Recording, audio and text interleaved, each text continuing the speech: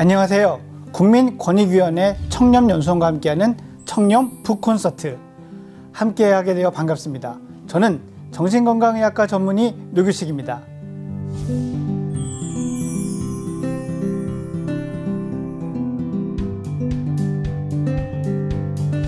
오늘은 여러분과 청렴에 관한 이야기를 나누어 보고자 이 자리에 함께했습니다.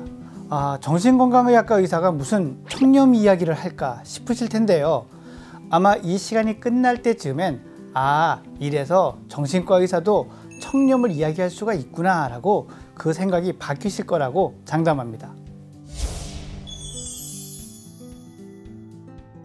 청렴의 뜻을 찾아보면 성품과 행실이 높고 맑으며 탐욕이 없음이라고 되어 있습니다. 우리는 공직자의 기본 윤리 정도로 알고 있는 이 청렴이라는 말이 사실은 이렇게 추상적이고 높은 수준의 사람됨을 요구하고 있음을 알 수 있습니다. 그런데요, 도대체 성품과 행실이 높고 맑다는 건 무엇이고 탐욕이 없다면 또 얼마나 없어야 하는 것일까요? 우리나라의 많은 공공기관에서 하고 있는 청렴 교육을 보면 청렴을 다음의 6가지 덕목으로 나누고 있습니다. 공정, 책임, 약속, 정직, 배려, 절제. 여기서 덕목이란 여러 가지로 해석할 수 있지만 청렴에 이르는 길 정도로 생각하면 좋을 것 같습니다. 그렇다면 청렴, 그 성품과 행실이 맑고 높으며 탐욕이 없는 경지를 어떻게 하면 다다를 수 있을까요?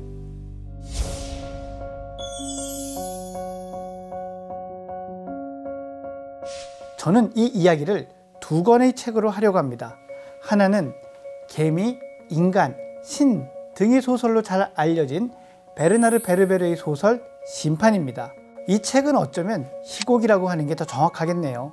2015년에 발간된 이 책은 폐암으로 사망한 사람이 자신이 살아온 삶에 대해서 재판을 받는 이야기를 다루고 있습니다. 흥미로운 것은 그 재판에서 유죄 판결을 받으면 다시 사람으로 환생해야 한다는 점입니다. 그렇다면 한 사람의 생을 평가하거나 판단할 수 있는 기준은 무엇일까요? 바로 청렴한 인생을 살았는가, 그렇지 못했는가와 결을 같이 하고 있다고 저는 보고 있습니다. 그래서 제가 2번째 책도 준비했습니다. 그건 바로 책은담입니다. 책은담은 명나라 시대의 홍자성이라는 인물이 지은 것으로 알려져 있는 책입니다.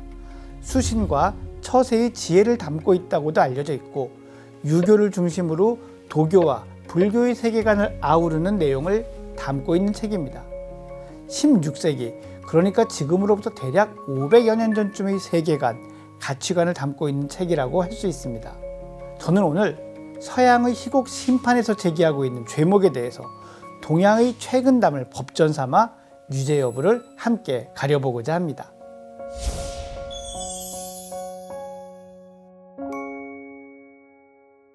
베르나르 베르베르의 심판의 전개를 잠시 소개해 드리겠습니다. 주인공 아나톨 피숑은 존경받는 판사였는데 폐암으로 인한 수술을 받다가 사망하게 됩니다.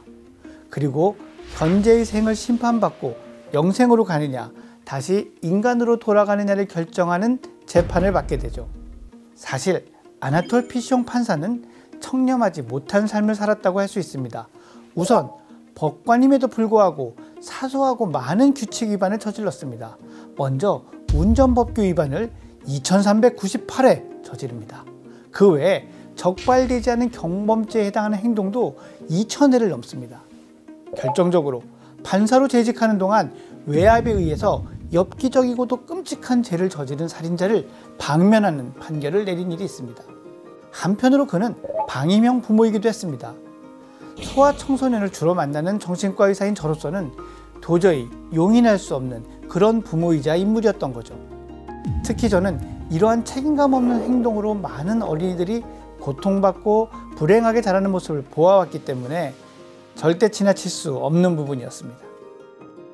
그렇다면 이러한 것들이 구체적으로 청렴에 어떻게 어긋나게 되는 것일까요?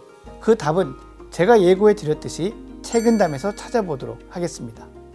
책은담의 48장을 보면 군자는 밝은 곳에서 죄를 짓지 않으려면 먼저 아무도 모르는 어두운 곳에서 죄를 짓지 말아야 한다고 했습니다.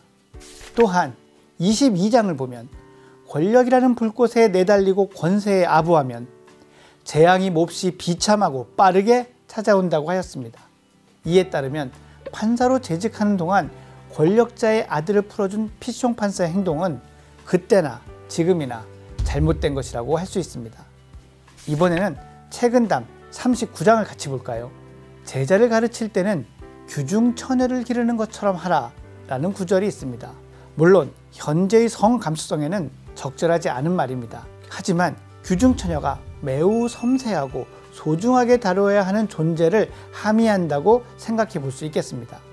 제자와 자식을 동일시하던 시기에 이 말은 자녀 교육의 중요성을 강조하는 의미를 가지고 있다고 볼 수 있습니다. 앞에서의 문제들은 500년 전이나 지금이나 정직하지 못하고 공정하지 않으며 책임감이 없는 모습입니다. 그러므로 청렴하지 못하다고 볼 수 있습니다. 심판의 주인공 아나톨 피숑은 운명적 사랑 대신 만난 지 얼마 안 된 여인을 맞이했고 연기자의 꿈이 있었지만 안정적이라는 이유로 판사가 됩니다. 참 단순해 보이기도 하는 그 이유들은 무시무시한 결과들을 가져옵니다. 수많은 경범죄들을 저지르고 외압에 굴복해서 살인자에게 무죄 판결을 내리고 자녀들을 돌보지 않고 방치했던 그의 부도덕한 삶의 출발점이 되었기 때문이죠. 이에 대해 작품 속 검사 베르트랑은 피숑 판사에게 자신이 진정 원하지 않는 것을 찾고 안주했다고 비난을 합니다. 여러분의 판단은 어떻습니까? 그리고 이러한 내용들은 과연 어떻게 청렴과 연결되는 것일까요? 희곡 심판에서는 2막 마지막에 이 죄목들에 대한 판결을 내립니다. 그 판결들은 여러분들이 직접 확인하실 수 있도록 여기에는 남기지 않겠습니다. 그보다는 정신과 의사로서 저희 판단을 말씀드릴까 합니다. 여기서 여러분들이 반드시 기억하셨으면 하는 것은 바로 자신의 내면의 소리, 자유의지의 중요성입니다. 자유의지라는 게 뭐냐? 말 그대로입니다. 나의 행동과 의사결정을 나 스스로 조절할 수 있는 능력이죠. 그러니까 남들이 하는 말이나 외부적인 압력 등등에 방해를 받지 않고 자유롭게 판단할 수 있는 의지, 바로 그것이 자유의지입니다. 청렴에서의 중요한 요소들, 자신의 자리를 지키고 약속을 지키고 배려를 하고 공정해지는 것은 결코 책임감만으로 되는 것이 아닙니다. 자신의 내면의 소리, 자유의지에 귀를 기울일 때 진정으로 청렴의 정신을 추구할 수 있는 것이라고 생각합니다. 직업 선택에 대해서도 마찬가지입니다. 누구나 직업이란 힘든 것입니다. 그 힘듦을 이겨내기 위해서는 열정과 사랑, 보람을 통해 성취감을 얻는 것이 중요합니다. 하지만 그러한 열정과 사랑, 보람도 없고 그로 인한 성취감도 없는 피숑 판사가 판사로서 옳지 못한 부정한 행동을 하게 되는 것은 어쩌면 당연한 수순이었을지도 모릅니다. 결국 열정과 사랑, 보람도 없이 안정적으로 선택해버린 직업이 그에게서 청렴에 대한 의지가 점점 사라지게 하는 결과를 가져온 것일지도 모릅니다. 또 한 가지, 저는 심판과 책은담 두 책을 교차하여 보면서 이런 생각도 해봤습니다. 청렴함은 결코 AI, 인공지능에 맡겨져서 판단될 수 없는 부분이구나 하는 것입니다. 작품 속 인물들을 통해서 한번 생각해 볼까요? 우리의 눈에 보이는 아나톨 피숑의 행동은 AI가 명확히 판단할 수 있습니다. 그러나 자신의 삶을 들여다보고 자신의 마음, 자유의지에 귀를 기울이고 나보다는 남을 배려하는 마음이 있는 그런지의 여부는 인공지능이 판단할 수 없기 때문이죠. 피숑과는 달리 법규를 위반하지 않고 부정을 저지르지 않는 그런 법관만이 필요한 것이라면 그냥 인공지능에게 맡겨버릴 수도 있겠죠. 하지만 그것이 과연 우리가 원하는 청렴일까요? 법관처럼 공정을 본분으로 해야 하는 사회 지도층에게는 특히 바라는 청렴이 있을 겁니다. 공정하면서도 배려할 수 있는 사랑이 있는 사람일 것이라고 기대하고 있죠. 이것이 가능하려면 그 사람의 내면이 성숙해야 합니다. 공정하고 정직하고 약속을 지키고 책임을 질 수 있어야 합니다. 나아가 타인을 배려하는 것도 필요합니다. 이렇게 하기 위해서는 그 사람의 마음속에 사랑이 있어야 하고 자신의 자유의지, 마음의 소리에 귀를 기울일 수 있어야 합니다. 그 마음의 소리에 귀를 기울이기 위해 세속적인 유혹들을 옆으로 물리칠 수 있어야 합니다. 정신과 의사들은 당연하게 생각되는 편견, 선입관을 해체하고 그 사람의 본연의 소리를 듣게 하는 그런 역할을 합니다. 그리고 그것이 어떻게 보면 그 사람의 성품과 행실을 높고 맑게 만드는 길의 출발점이라고 생각합니다.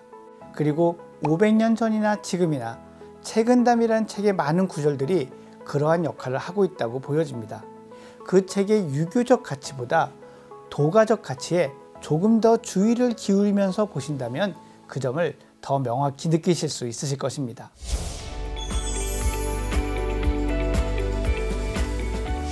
현 시대의 최고의 작가가 우리에게 던지는 문제를 500년 전의 글과 함께 생각해 보았습니다. 동서양의 관점에서 바라본 청렴, 그 결과는 우리의 마음의 소리에 귀를 기울이는 것이 이 문제를 해결하는 출발점이라는 것도 느낄 수 있었습니다. 여러분도 이제는 정신과 의사가 청렴에 대한 이야기를 하는 이유를 조금은 이해하시게 되지 않았나 생각합니다. 그렇다면 여러분은 이제 성품과 행실이 더 한층 높고 맑아지시는 길로 들어서게 되신 것입니다. 감사합니다.